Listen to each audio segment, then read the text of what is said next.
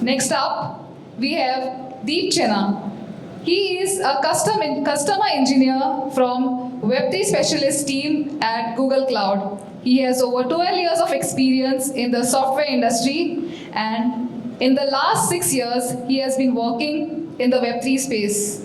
Please put your hands together for Chenna from Google Cloud. Hey everyone, thank you for having me here. I hope you guys are having a great morning. Yeah, that's nice.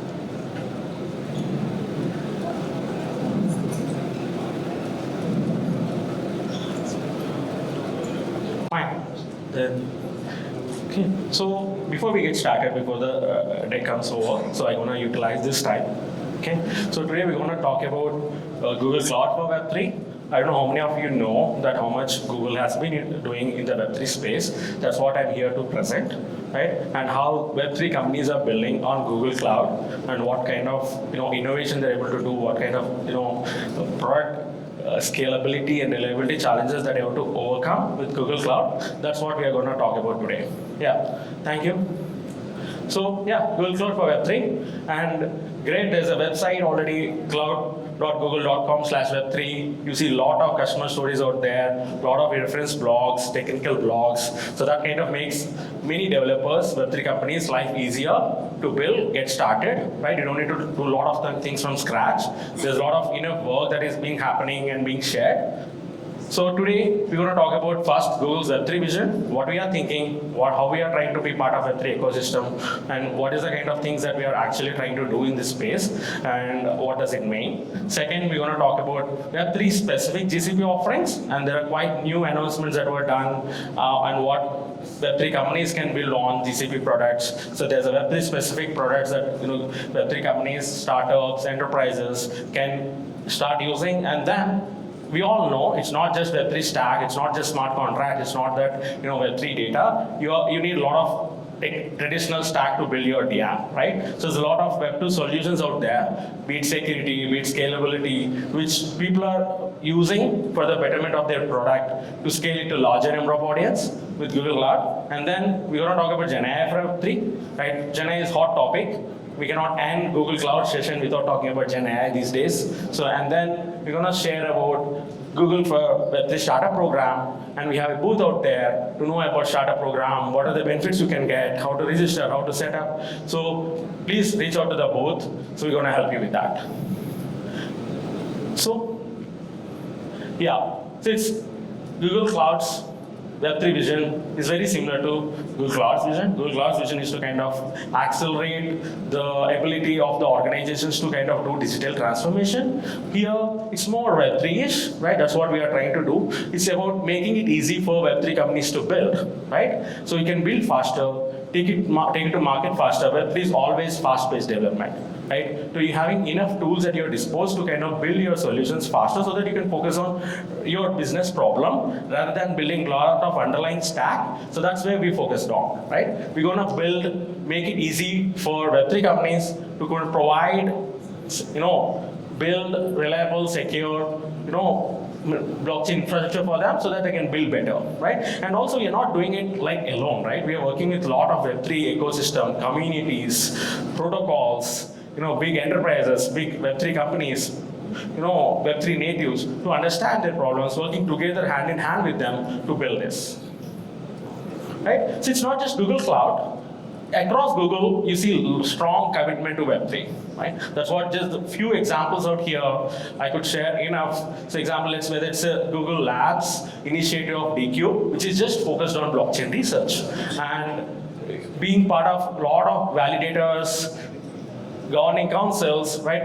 Google runs a lot of validators for major chains, and also we're part of blockchain councils, the protocol councils. That means a lot, right? Google is participating in the core level of Web3, right? And there's a dedicated team that was created beginning this year, and I'm part of the same team to just help customers build better with this, right? Be it a existing problem, how you can solve better, or if the new problem, work closely with them, bring in the right expertise from other teams. Google, the kind of expert teams that are available, have the access to the resources so that you can solve those problems much efficiently. So I've been working with a lot of Web3 companies in their new era of problems that Web3 brings, right? So there's a lot of investments that are happening from GV or capital G, and also recently whether the Google Payments partnership with Coinbase or most recent, the Google Play update in the policy for blockchain-based experience that shows up, right? It's just 1 month ago, Google Play has updated its policy in favor of blockchain-based experiences in that, right? So there's a lot happening across Google, and there's a lot of commitment to Web3. It understands that yes, Web3 is kind of here to stay, and there are people building in it. Yeah. So Web3 has kind of gone through a tremendous growth in last few years, right? And these are companies, what you see, they're building, they're known in Web3, and they're popular, right? With this tremendous growth, fast-paced development opens up new challenges, be it a scalability, be it a security, right? It's kind of needs some attention to it. When you're building with such a fast-paced innovation, you need to kind of take care of certain things. So these companies we are working, very closely. It's be it a security, cost savings, like reliability, efficiency, to kind of scale it to larger audience, right? So that the adoption can grow and the Web3 ecosystem can grow together. So let's talk about Web3 specific offerings. Yeah, the first one is Node as a service. That's one, it's quite recent, June 13, general available, right? Just people started using it. It's getting a lot of traction already. So what we understand at the core level, Web3 is bunch of nodes that needs to be reliably run and managed well, and you cannot kind of afford the network downtimes, right? That's what at the end, if you're building your DApps, you're building your use cases, it doesn't matter if your network is not stable, right? You need this bunch of nodes to be running together, running well, and in a very efficient manner. So the blockchain node engine is a product, right? Is fully managed service from Google Cloud for nodes to be run. Right, fully managed, it takes care of upgrades, it takes care of availability, it takes care of restarts when it needs to be done. It's fully managed from Google Cloud, so that you don't need to have a DevOps team or kind of operations team to take care of your node deployments, right? And it is dedicated, unlike your RPC services or third-party API-based services. It's a dedicated now runs in your own infrastructure. Means you have full control. You're not having involving third party in between to tell you the state of the truth of the network, right? So you have a fully dedicated nodes for you, and it is currently we support Ethereum, but we are prioritizing other protocols based on customer demands, developer activities, right? We understand what are the kind of popular, and we kind of having the roadmap to add more networks to it, and it's RPC as a service. It's as simple as how you are right now kind of generating an API key and RPC endpoint. It's as simple as like few clicks away, you get your nodes up and running, right? That's awesome. In fact, usually it will take days for anybody to set it up, and also you have to continuously monitor. So that's all taken off. At the end, it's node as a service. It's like you can spin it up through UI, you can spin it up through API, and then CLI. Like you can integrate into your regular DevOps script to kind of bring it up the nodes on demand.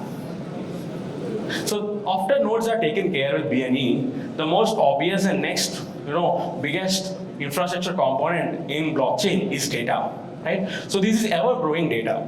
So what we have seen, today we are sitting at like few terabytes of data for Ethereum, like 12 terabytes, and Solana 160 terabytes, but this is always growing data. If it is not exponential, at least it is definitely going linearly, right? So there's quite a challenge that is going ahead for us to kind of scale to such a large data. If you wanted to do historical analysis, right? How do you manage this? How do you gonna sync up this data? If you're starting late, it takes few days to just sync up with a chain, right, on your node. And imagine indexing such data on a SQL, NoSQL databases and continuously monitoring, managing them. That's a lot of overhead for companies to kind of build and manage. If you wanted to focus on your own business use case. So this is the next product that is available right now. We have 12 chains. So all the major cryptocurrency, the protocol chain, data is indexed, available in BigQuery, where you can just go run SQL on that. As simple as that. and you pay for only your usage. You don't pay for all the overall pipeline setup, the infrastructure, data bases, and everything. So you just pay for your usage. So be it any protocol, you could combine this information between one protocol to another protocol, do interesting analytics on top of it, or you can build your apps which just kind of takes the current state of the information, confirmation times, and everything. So the third is, we are just not going to building the first party products, but we are also working with community to enable this whole ecosystem so that people, it's about different Lego blocks bringing together and working and bringing a solution out there, right? So working with doing a lot of partnership with these protocols, DApps and infrastructure providers, be it a marketplace integration or co-building a solution or working on open source. In fact, what are the blockchain ETL solution that was an open source product? And it is available for anybody to kind of run that ETL, and it is done with community, done with customers together. We are doing it in a very Web3 fashion, in an open source way, so that you can, if you want, you can definitely go check it out, and that's kind of available. So we are also kind of, the website I just spoke about, we are doing a lot of Web3 events, hackathons, so that we can build this whole ecosystem, and kind of innovate around it. So it makes easy for Web3 people to come forward and develop new solutions there. So, and then we're going to talk about very briefly, in the interest of time, the Web2 solutions for Web3. So these are a few examples that I'm going to bring forward, but reach out to me if you have any specific challenge in your current product. This is what I'm trying to achieve. I'm stuck. This is what I'm kind of having challenges to scale, or I'm having a security issue or a user experience issue. How do I build better, right? So these are the few examples. Let's say security, right? I mean, currently, security doesn't mean the smart contract security. I think you guys have just a few minutes ago a session on security. So we have seen people doing silly mistakes like checking in the private keys into GitHub, right? The admin private keys, and people lost millions of dollars for silly mistakes. So it could mean anything at any level, be it at operational level at your organization or product level at a smart contract level. So you need a lot of tools to secure yourself at multiple layers. It's just not about, okay, your smart contracts got audited, your application got audited. That's not just gives it. You make sure your operations are well secure. So you're running in a very secure environment. Whoever is having access to your product or access your repositories, or make sure they're well maintained. So Google has, along with Workspace and Google Cloud, has a lot of catalog of offerings, be it reCAPTCHA, just to make sure there's no DDoS attack, bot attacks, until the confidential compute, which will make sure on infra-computational secure. If you are building meta transactions, gasless transactions, you make sure the particular module which accesses the private keys for a fraction of time runs in a very secure environment, right? So that is the kind of adoption we are seeing with security tools. There's a lot of benefits that we're working with them, how they secure their protocols, how they secure their apps. For across, when they're getting viral, when your product is getting viral, most natural that you get into the limelight for the security. So then there is an efficiency. There's a Google Cloud's premium tier. If you're having a protocol with like few number of nodes distributed across the globe, and they have to be well connected and with low latency. So there's a Google Cloud's premium network tier, and there's a Google Cloud Kubernetes engine where you can scale up, scale down based on demand, and Cloud Spanner, which is a high available global database, well designed for games, but kind of very much handy for Web3 companies also, so that it is kind of, if user sits in specific location, and if your infrastructure is in different location, you don't show that impact, right? It's a global database. Everybody who's across the globe would have a seamless experiences. And then BigQuery and ML, we're going to talk about Gen AI. So just hold on for that, and we're going to talk in detail. So Gen AI for Web3. It's a quite interesting topic. Last few months, most of the customer meetings, we definitely want to share something about it, right? So there's a lot happening in Gen AI. There's a lot of potential that people can unlock with Gen AI. So from Google, there are two types of AI offerings. One is Bard, another is Vertex AI. Bard is consumer, right? What you are seeing out there, Bard, where you can just do interact and users can use it and start creating content, start kind of optimizing your content, right? Start learning stuff from it. So that's a consumer product. Whereas enterprise is where more interesting, right? Where you could build your products on GenAI, or even in fact integrate GenAI into your existing products, right? Be it your developer experiences. If you're a protocol, if you wanted to develop a co-pilot, right, where your developer will access the documentation seamlessly, you don't need to search Google or look at the full documentation. You just can ask GenAI, I'm facing this issue, what should I do? It will look through all the documentation, give you the optimal results. So that's kind of use cases that we are talking about. You can build your enterprise-y, specific models. So, and train on top of foundational models and have it to your customers if you are in, or your enterprise employees, or if you're in your developer ecosystem, whatnot. So these are the 4 types of use cases, be it Web3, non-Web3, that we have seen people exploring. The first one is complex data intuitively accessible, right? Whether it's a policy documents for crypto exchanges to understand what is right, what is the taxation policies here, how do I ensure I comply with it, right? It's hard to read pages of documents that people usually for an average user, right? Be it in HR documents or anything within the enterprise, or be it the developer documents that are available. So you can all make it available, intuitively accessible with Gen AI. People with simple general questions like humanized questions, and they can get the right answers from it, right? So that's kind of changing the way the people access the data. Second, online interactions made conversational. That these are traditional chatbots, but more smarter, more humanized. So you would understand, he understands and contextualize, carry forwards the conversation. It's not like they have a preset question and answer setup. It's more intelligent than general chatbots. That's what you could build. And then content generation, we have seen a lot happening here. You could create interesting artwork, interesting essays and videos with this. So you can build a business out of it, or you can integrate into your existing. If you're an NFT exchange, you can integrate into your general meeting flow and ask people you can use AI to kind of build it better, right? You can edit it with AI. You can create images with AI. And then finally, you can customize any of these foundational models.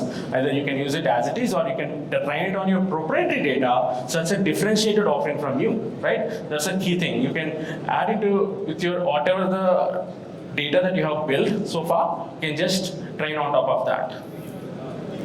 And finally, the Web3 startup program. This is QR code, and there's a booth set up there. So my colleagues Gaurav, Itisha, and Rachel will be there, help you. Please sign up, and it's quite interesting. There's a start tier and scale tier. The start tier will give you like $2,000 credit, but scale tier will give you up to 200,000 credits. That's well handy for any startup, right, at any stage to kind of build your solution. So thank you.